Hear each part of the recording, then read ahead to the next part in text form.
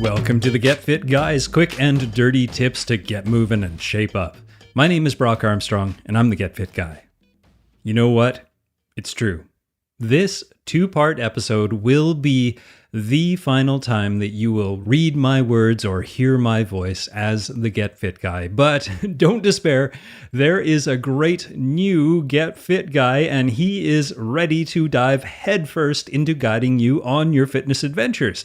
And before I actually introduce you to your new host, which is what this episode is all about, I just want to let you know how very grateful I am that you have allowed me really into your life for these last 4 years.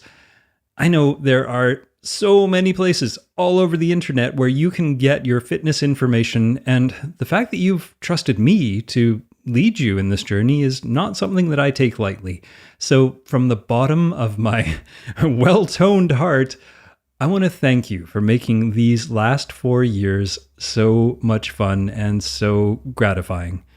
And I want to remind you that if you enjoy and you value what I bring to your fitness life, I want to encourage you to visit brockarmstrong.com, BROCK Armstrong.com/newsletter to sign up for updates of where you can find me next. I have some really exciting and fun projects coming up really soon that I don't want you to miss out on. So join me.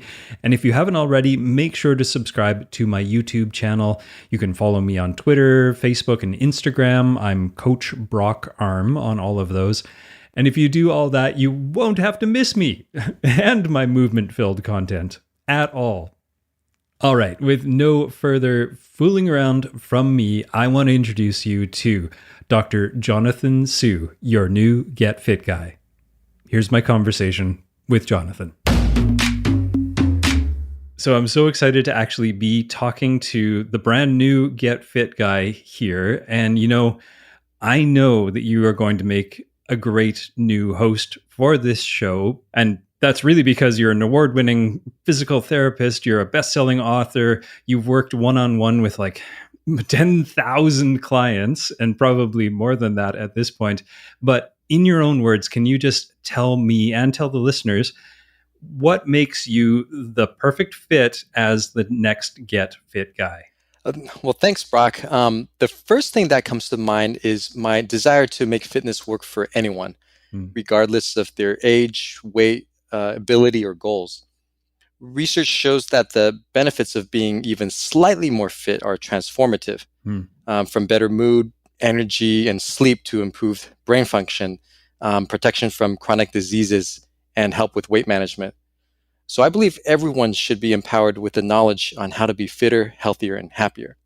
What also comes to mind is the unique perspective I bring, having spent years in the trenches working with diverse groups of people and goals, such as functional fitness for soldiers in the field, prevention of repetitive strain injuries for office workers, and reconditioning and fall prevention for older and frail adults.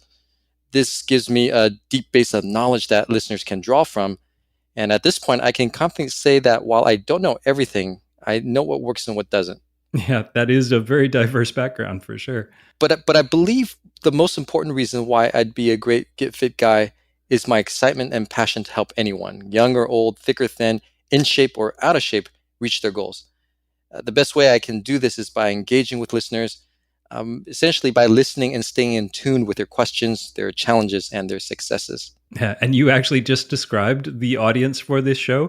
They are young, they are old, they are thick, they are thin, they're in shape, they're out of shape, they're all over the map. So that really does fit really, really well. And, I've actually noticed that over the last few years, I've been doing this show for 4 years now, I have defined and redefined the word fitness and what it is to be fit within that time over and over again. And I don't feel like I'm actually getting that much closer to the perfect definition, but I really like the evolution of the definition. So what's the definition that you're working with right now? Like, what do you identify as being fit? That's a great question, Brock. And it's kind of a mean question, isn't it? I'm going to have to think about this one. But ultimately, I think it depends on your age, your health, your level of function, and what your limitations are at the moment. Hmm. Based on these factors, fitness can mean different things to different people, and even different things to the same person at different times in life. Being in my 40s now, I've noticed that my idea of fitness is very different from what it was in my 20s. Right? Yeah. But if I had to nail down the definition of fitness, I would say fitness is the capacity to meet life's demands with enough energy left to pursue your purpose with vigor. I like that one. Yeah, that's good. That, and it's quite similar to the way that I think of it too. Maybe it's because, I mean, I think you're probably close to 10 years younger than me at this point, but we are in sort of that part of our lives where being able to just say like, oh yeah, I can bench press this much, or I can run 10K in this amount of time, starts to take a little bit of a backseat to actually being able to, like you said, meet life's demands with enough energy left to do other stuff too, not just do your workout really, really well. I like it. Now, okay, so you've been fit for life. You're somebody who loves to move their body, and you've made it into many different versions of a career. So, what's your background? What is your sort of early experience with fitness? How does that look, and then how does it look now in comparison? Wow, so this brings back memories of being 9 years old and posting ads around. We're going way back. Yeah, you're taking me way back, Brock. Um, I would put ads around the house charging a quarter for personal training sessions. And I would have these stations set up where you would do things like lift milk jugs at one station and then push laundry baskets down the hall at another station. Wow. So I guess I'm an early proponent of functional fitness, right? Definitely. I had only 3 clients, all of which were family members, and none of them returning customers. Wait, so siblings, parents, a mixture of the aforementioned? Pretty much. Yeah, fair enough.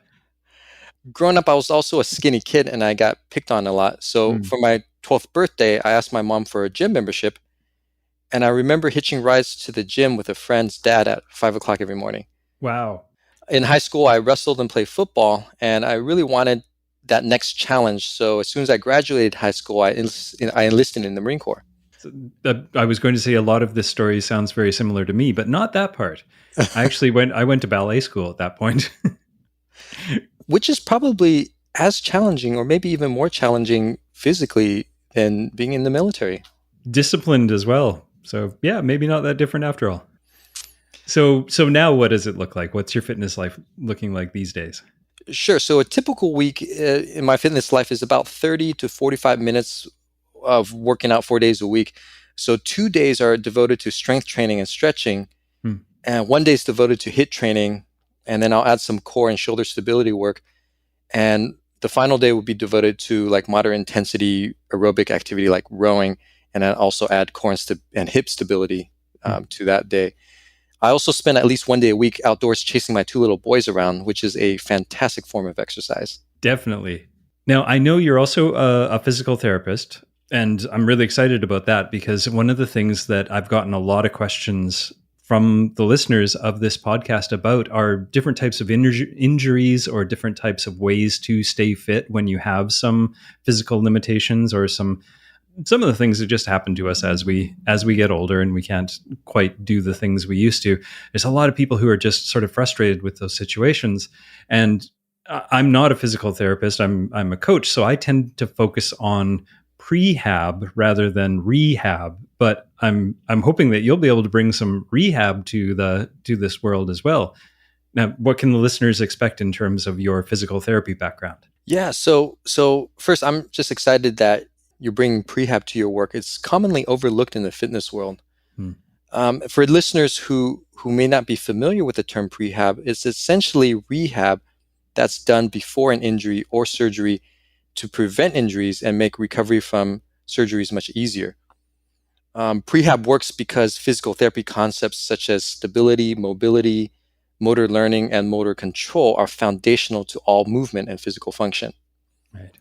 And what listeners can expect from me is a perspective on fitness that incorporates ideas from physical therapy to prevent injuries, address pain, and just move and feel better in general. Injuries, pain, and poor movement habits are more common than they should be, and they're easier to deal with than most people realize. Thank you for saying that. It's true. I think there's a lot of dogma and a lot of fervor around the fitness industry that tries to make it seem like a lot of this stuff is unattainable unless you spend a whole lot of money and invest a whole lot of time and stuff. But some of the stuff is just so much easier than we realize to actually deal with. So that's awesome. I'm so glad you're going to bring that to the table as well. And I know you're also a massage therapist too. So how does that work along with the physical training and the physiotherapy and also yoga therapy? That's another thing you bring to the table. How does that all sort of work together? Yeah, sure. So with the massage therapy, I was at the tail end of my physical therapy internship, and what I realized was that there was something missing from my training, and I think most physical therapy training, which is just getting hands-on with clients, just really feeling their soft tissue. And so massage therapy adds something unique, and that's difficult to develop as a PT. You're spending an hour or more with a person, treating their soft tissue from head to toe with just your hands. And after hundreds of hours of experience with people of all different ages, shapes, sizes, and physical complaints, your hands begin to develop a sensitivity that's able to pick up on subtleties that's otherwise missed. Wow. For example, you begin to notice global patterns of muscle tension related to stress or anxiety, or local patterns of soft tissue tautness related to overuse, a recent injury, or injury that occurred years ago. I find this information so useful that I'll typically do a hands-on head-to-toe assessment, even with fitness clients. But then, okay, how does the yoga therapy fit into there? Sure. So I began to study yoga therapy after co-authoring the textbook Netter's Orthopedic Clinical Examination and Evidence-Based Approaches in its 4th edition, released actually in March this year. Okay, did the listeners out there, did you guys just hear that? This is your new Get Fit guy actually authors textbooks. So you're in good hands. But sorry to interrupt. Just wanted to point that out. At the time I was writing the previous version of this book, I was in the Army embedded with an infantry unit, and the only person whose job was to meet the musculoskeletal needs of 4,500 soldiers. And you would think that after writing this book, I would be able to solve all of my patients' complaints, right? Well, yeah, maybe. Well, that didn't happen. And that's when I realized the importance of the mind-body connection. So listen, if you're constantly in a state of hypervigilance or fight or flight, you're likely going to have pain from muscle guarding or muscle armoring. And it's also going to be difficult for your body to recover from exercise or heal from injuries due to high levels of stress hormones. So I began studying yoga therapy, which bridges movement with mindfulness, breath work, visualization, and mantras, and began incorporating them into my work with soldiers with surprisingly great results. It makes sense, though, because if you think about it, mind-body approaches have been used for peak performance in athletes for decades and have even been shown to be effective in sports psychology research for improving athletic performance. I found the mind-body connection to be so useful in rehab, fitness, and human performance work that I ended up completing a master's in counseling psychology years later, but I'll save that story for another episode.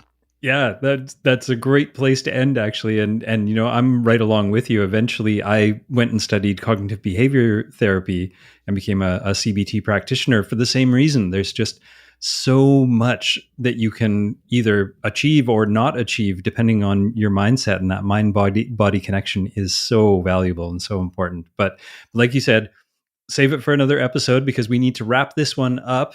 But don't worry, everybody, we're going to be back next week to finish up this conversation and have my last episode as Get Fit Guys. So make sure to join us next week. Okay, as I said, we will be back with the continuation of this conversation next week, so stay tuned for more information about your brand new Get Fit guy, Dr. Jonathan Su. Now, my name is Brock Armstrong, and I'm the Get Fit guy, for now, asking you, what are you waiting for? Get out there and get fit.